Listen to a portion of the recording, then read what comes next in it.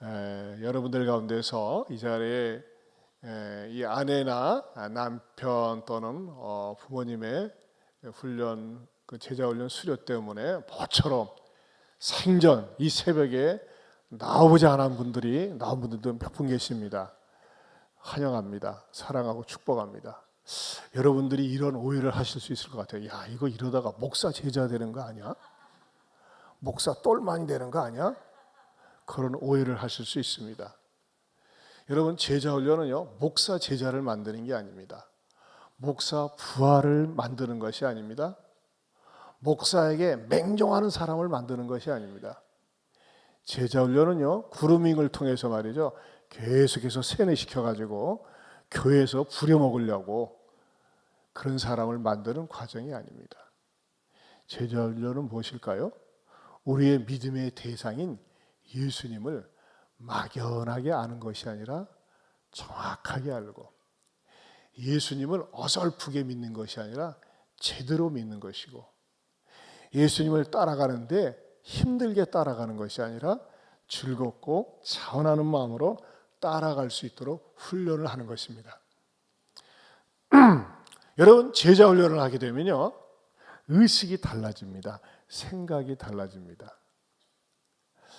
어저께도 어느 집사님 부부하고 식사를 하면서 그런 얘기를 들으면서 정말 감동을 받았습니다. 그 집사님은 직장에서 10여 년 동안 간부로 있으면서 한 번도 남의 명령을 받아본 적이 없습니다.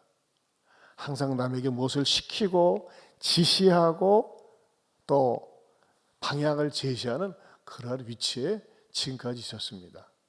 그런데 교회 안에 들어와서 제자 훈련을 받으니까는 지시를 받고 시킴을 받고, 이전에는 내가 결정한 대로 따르도록 하기만 했는데 의논을 해야 되고 하는 것들이 너무너무 익숙하지 않고 너무너무 어려웠었다고 합니다. 그런데 제자 훈련을 통해서 서로가 서로에게 얼마나 소중한지, 또 섬기는 것이 얼마나 행복한 것인지, 남을 생각하여 배려한다는 것이 내 인생의 마음을 얼마나 풍요롭게 하는 것인지 깨달았다고 하는 것입니다. 특별히 감사한 것은 부부지간에 늘 긴장과 다툼이 있었다고 합니다. 집에 오면 거의 말이 없었습니다. 왜냐? 직장에서 많은 말을 하고 또 많은 명령을 하고 지시를 하는데 집에까지 와서 내가 잔소리 들을 이유가 없고, 집에까지 와서 아내에게 이러쿵 저러쿵 말할 이유가 없었습니다. 그러다 보니까 아내는 어떻게 합니까? 늘 오해를 하고, 그래서 아무것도 아닌 일에, 사소한 일에 툭하면 다투고 싸우고, 항상 집안에 들어오면 말이죠, 긴장과 갈등과 지옥의 시작이 되곤 했었다고 하는 것입니다. 그러나 제자 훈련을 통해서 하나님을 믿어가면서, 하나님 예수님을 알아가면서, 예수님을 알아가고 예수님을 믿어가는 삶이 가정에 먼저 나타났습니다. 자녀들이 반응을 보입니다. 우리 아빠 엄마 아빠 달라졌네. 예전에 그 모습이 아니네. 아빠가 자상해졌네. 아빠가 친절해졌네. 엄마하고 다투질 않네. 예전에는 집안에 들어와서 별로 할 얘기도 없었고 말도 하고 싶지 않았습니다. 그냥 의무적으로 형식적으로 지냈습니다. 그러나 아내에 대하여 자상한 배려와 시시콜콜 얘기를 합니다. 스몰 토크를 합니다. 아무것도 아닌 거 가지고 얘기를 합니다. 교회에서 예배드리고 나서는 말씀 들은 얘기를 나눕니다. 그러다 보니까 대화가 많아지고 길어지고, 여러분, 사람의 정이라고 하는 거는요, 자주 만나는 사람에게 정이 들게 되어 있습니다. 아멘입니까? 자주 만나는 사람하고 왜 정이 듭니까? 잔정이 쌓여가는 거예요. 잔정이 쌓여져 갈 때 깊은 정이 되는 겁니다. 그래서 여러분, 우리말 가운데 영어 속담에 그런 거 있잖아요. out of sight, out of mind. 멀어지면은 안 보면 멀어지게 되어 있어요. 누구랑 가까워집니까? 자주 만나는 사람입니다. 그냥 자주 만나면 됩니까? 아니에요. 자주 만나면서도 속에 있는 얘기를 주고받을 수 있는 사람들하고 정이 깊어지고 서로 닮아가고 서로 배워가는 것입니다. 이런 모습이 어디에서 많이 구현되고 있습니까? 다락방에서 구현되고 있습니다. 여러분 가운데 아직도 다락방의 맛을 보고 계시지 못하다면 인생의 쓴맛이 기다리고 있을 것입니다. 다락방의 맛을 봐야 돼요. 이 다락방의 맛이 어디에서 들어왔습니까?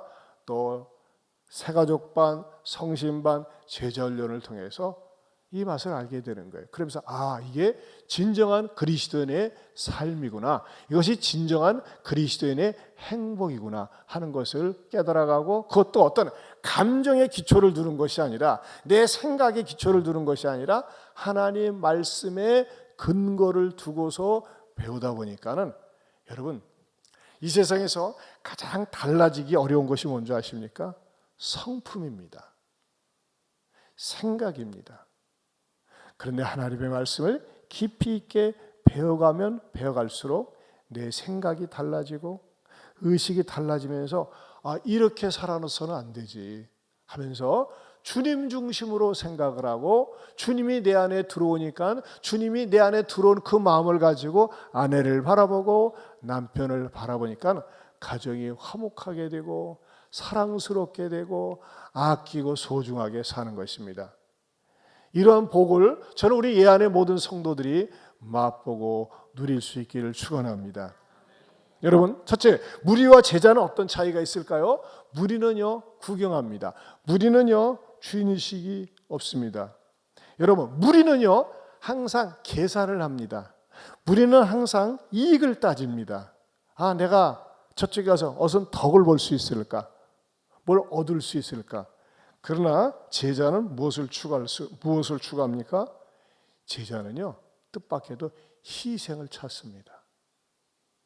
내가 어떻게 희생할 것인가? 여러분, 성경에 보면요 주님의 탁월한 제자들은 항상 예수님을 따르면서 무엇을 버릴까에 관심이 있었습니다.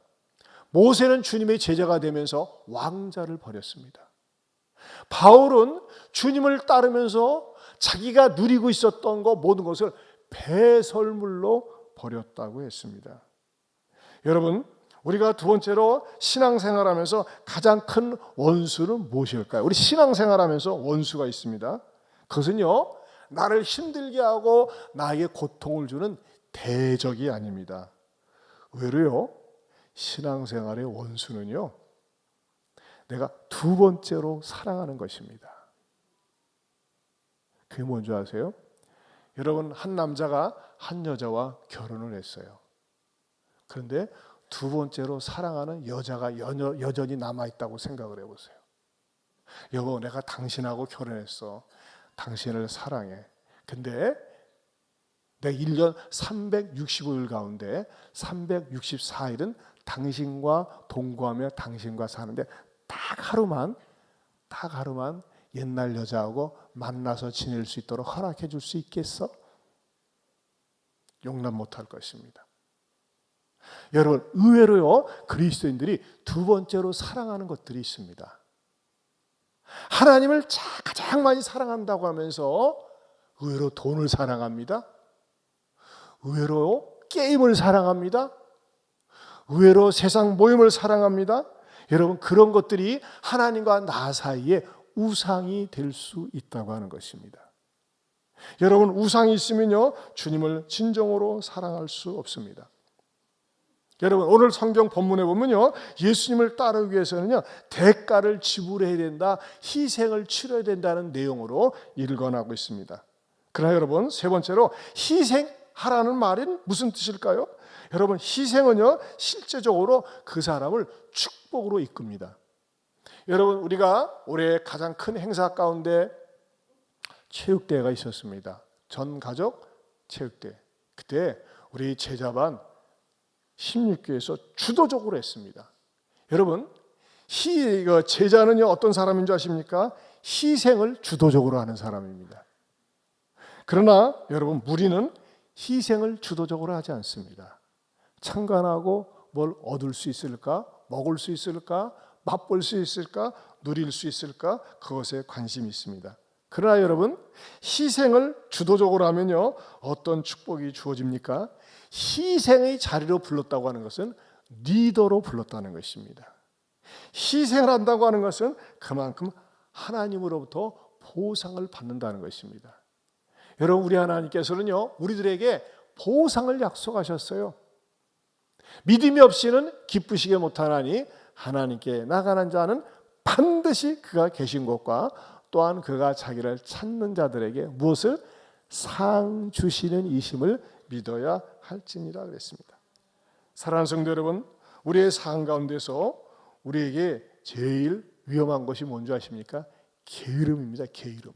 게으름 가운데서도 생각의 게으름. 계속 미루고 싶고 하기 싫고 연기하고 싶은 거, 이것을 갖다 떨쳐내야 합니다. 여러분, 이 땅에 우리가 짧은 인생을 삽니다. 짧은 인생을 살면서 무리에 속해서 구경하고 얻기만 하고 바라보기만 하다가 아무렇게 쓰임받지 못하는 그런 인생으로 살기를 원하십니까? 아니면 주님의 제자가 되어서 내가 주님을 위해서 희생을 치르면서도 값을 지불하면서도 하나님 앞에 쓰임받는 행복, 하나님이 나를 쓰시는구나, 하나님이 나를 갖다가 존귀하게 여기시고 가정에서, 직장에서, 또 교회에서 나를 아름답게 쓰시는구나, 이 쓰임받는다고 하는 행복 속에서 사시길 원하십니까? 여러분, 옛날에, 지금도 그런지 모르겠습니다만, 옛날 제 초등학교 다닐 때는 한 반에 60명, 70명, 그것도 많아가지고 2부제로 드리고 그랬었어요. 근데 선생님이, 야! 너 이리 좀 나와봐. 너 교무실에 가서 백목 좀 가져와. 그러면 얼마나 신나는지 몰라요. 선생님이 나를 불렀어. 백목을 가져오라고 그랬어. 그게 기분이 좋은 거예요. 그 많은 애들 가운데서. 요즘도 학교에서 그렇게 합니까? 어떻게 합니까? 모르겠어요. 우리 누가 좀 가르쳐 주세요. 지금도 학교에서 하는지 안 하는지. 어쨌든지 뭐예요? 선생님이 나를 불러가지고 심부름시켰다는 그 사실이 영광스러운 거예요. 어린 아이 심정에. 여러분, 근데 하나님이 나를 불러서 그 많은 사람 가운데서 나를 쓰신다고 하는 사실, 얼마나 영광스럽고 값진 일인지 모릅니다. 사랑하는 성도 여러분, 저는요, 제주훈련 하신 분들, 이미 하신 분들, 또 오늘 수료하시는 분들, 또 여러분들 모두가 내 인생에 있어서 나를 하나님께서 쓰고 계시는구나, 하나님의 손에 붙잡힌 바 되어서 쓰임을 받고 있다는 이 확신과 자신감을 가지고 복되게 살 수 있기를 주님의 이름으로 축원합니다. 우리 다 같이 일어서겠습니다. 일어서서 우리 두 손 들고 우리 잠깐 먼저 기도하고, 제가 축도한 다음에 우리 제자반 나와서 기념사진 찍고 또 여러분 축하해 주실 분들 축하해 주시는 시간 갖도록 하겠습니다. 우리 두 손 들고 주님 따라서, 주님, 무리가 아닌 제자로 살게 하여 주옵소서. 쓰임 받기를 원합니다. 자, 이렇게 우리 한 1분 동안 통성어로 주여 한번 부르고 기도하겠습니다. 주여, 하나님 아버지 감사합니다.